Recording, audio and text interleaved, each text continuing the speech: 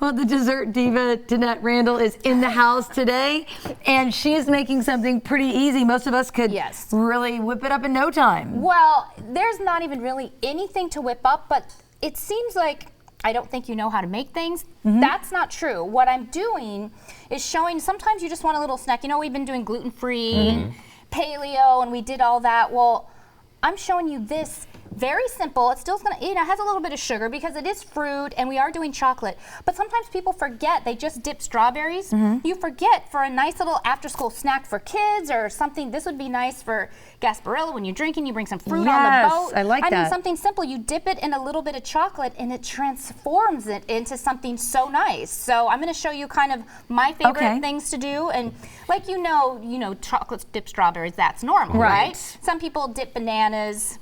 This, we're dipping regular fruit. We're also dipping some dried fruit. All right, let's see it. So one of my favorite things is orange and chocolate. Okay. So we have the little mandarin orange. You take the peel off. You put it into the sections and then you freeze it, because when you're dealing with the fruit that has a lot of moisture like the orange, you don't want them to dip it in the chocolate. It's going to slide right off.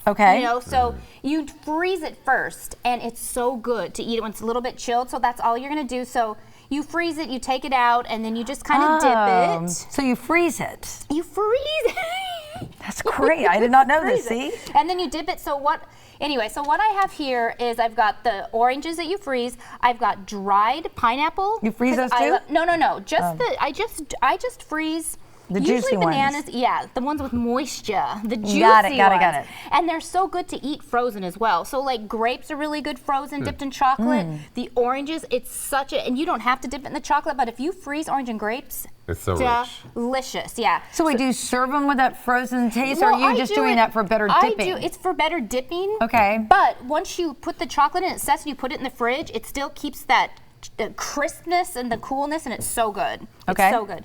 Okay, and then if you're using strawberries, make sure that you do get the moisture off of that. Because that'll slide right off too. Anyway, so dried pineapple, this is just my favorite. And then raspberries. And what I like to do with the raspberries is you can dip it, of course. I have smoked almonds there because I love that. So you're gonna dip it in some almonds. You're gonna put this out and let it sit. You can also take the raspberry.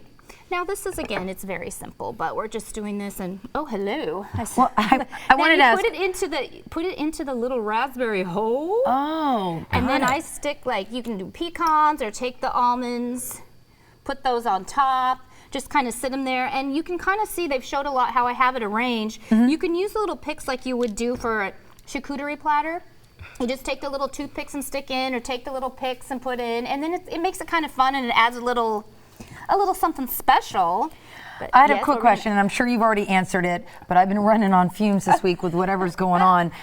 So this is obviously just regular Godiva chocolate that you melted? Okay, so this actually is Ghirardelli. You can use I use a little bit better chocolate because it's easier to melt, and I don't like to use those, the melting wafers or the things you can get at Michael's. Those are good for a lot of things and decorating. I don't like them to eat.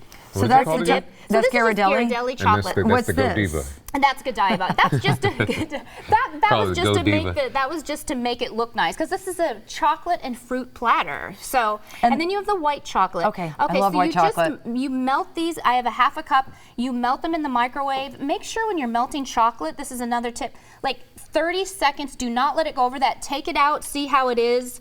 Stir it. Put it back in for like 20 seconds. Stir it, because if you do it too long, it'll burn, and you do not want burnt chocolate. It stinks, and it's done. Anyway. And you don't want to destroy the chocolate, right, Danette? No, you don't. All right. Some chocolate on your fingers there. That's okay. Oh boy. It's a hazard with the job, right? It is. As long as it doesn't get on my shirt. All right, don't worry, guys. We're going to bring you some back. We're going to take you back to Lee and Meredith. All right. Well, and I will attest that I have burned chocolate in the microwave, and it does stink. You think there's no way you could hate chocolate? Well, burned chocolate in the microwave is terrible. Max?